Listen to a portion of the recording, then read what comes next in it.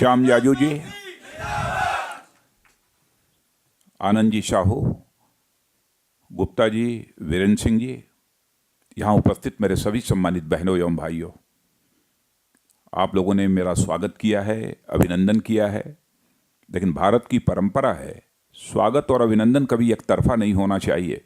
इसलिए मैं भी अपनी तरफ से आप सभी बहनों भाइयों का हार्दिक अभिनंदन करता हूं और आप सभी का स्वागत करता हूं।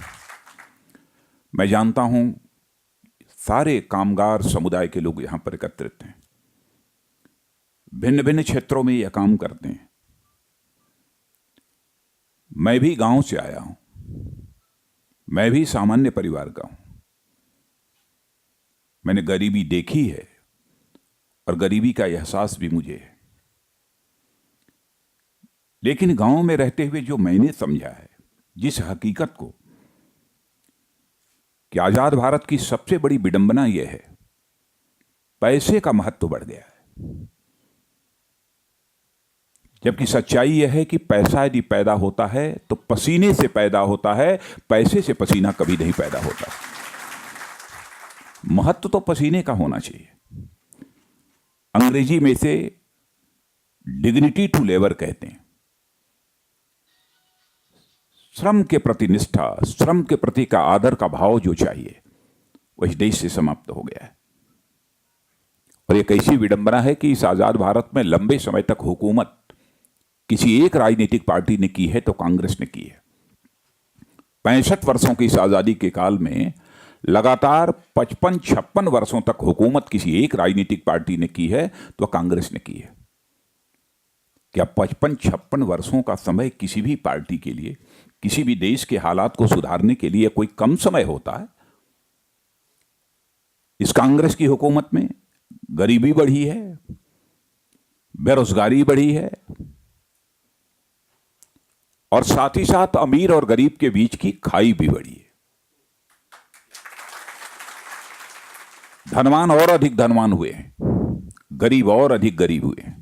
मैं जानता हूं जितने दिहाड़ी मजदूर हैं उनको कितना प्रताड़ित किया जाता होगा इस दिल्ली में, पुलिस कितना परेशान करती होगी, इस सच्चाई को मैं समझता हूं।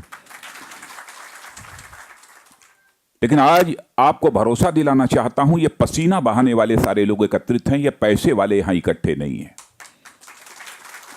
मैंने जीवन में सदैव पसीने का सम्मान किया है।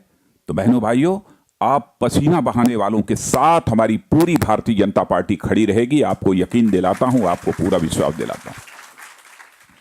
हमारे आनंद साहू जी इस काम को देख रहे हैं, हमारे गुप्ता जी हैं, वीरेंद्र सिंह हैं, यह सब सारे लोग। मैं आपको कहना चाहता हूं, और श्याम जाजू जी विशेष रूप से आप इस बात की आप चिंता करें कि कहीं पर हमारे इन कामगार भाइयों को, बहनों को यदि परेशान किया जाता है, एक कार्यालय बनाइए, एक स्थान बनाइए ताकि वहां पर आकर अपनी वह परेशानी आपको बतला सकें। एक स्थान तय कर लीजिए। आप दिल्ली में झोपड़ी में बनाइए, कोई जरूरत नहीं है कि महल में बैठकर कार्यालय नहीं चलता है, गरीबों का कार्यालय चलेगा। झोपड़ी बनाइए और झोपड़ी में एक कुर्सी एक मेज लगाकर बैठिए, वहां पर नोट करिए, नहीं तो किसी को बैठाइए।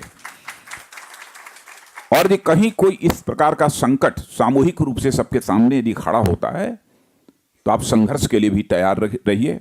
यह मैं जिम्मेदारी इसकी लेता हूं कि ये जो संघर्ष के कार्यक्रम में मैं कोई न कोई एक दिग्गज नेता, एक बड़ा नेता आपके साथ खड़ा होने के लिए मैं भेजूंगा। आपको यह भरोसा दिलाता हूं ताकि आपकी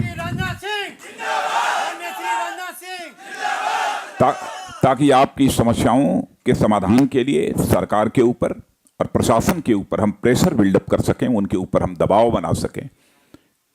इसके लिए मैं अपनी तरफ से भरपूर कोशिश करूंगा। और आपकी जो समस्याएं हैं, उन समस्याओं को लेकर आपको मुख्यमंत्री से भी मिलना चाहिए, संबंधित मंत्रियों से भी मिलना चाहिए और हिम्मत के साथ मिलिए। मैं देखता हूं कभी कभी हमारे अंदर हीन भावना आ जाती है, अरे बड़े पढ़े लिखे लोग हैं, बड़े पैसे वाले लोग हैं, बड़े धनाढ्य हैं।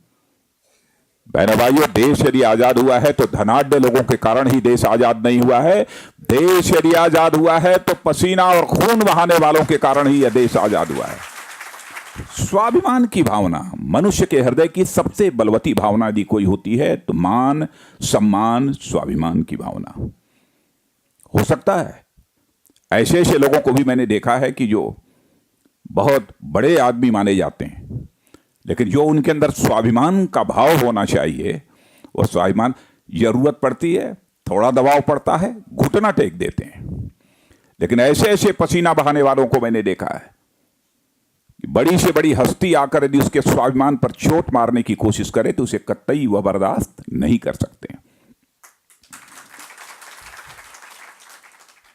कोई यदि किसी गरीब के घर जाकर बड़ा से बड़ा राजा और ये महाराजा कहे कि तुम गरीब हो, दिहाड़ी मजदूर हो, अखबार बांटते हो, ठेला लगाते हो, चलो इस काम को छोड़ो, मैं तुम्हें अपना पूरा राजमहल तुम्हारे नाम से लिख देता हूं, लेकिन शर्त यह होगी कि प्रातःकाल जब तुम बिस्तर से उठोगे तो तुमको चौराहे पर खड़ा करके केवल तुम्हारे सिर पर 2 चांटे लगाए जाएंगे।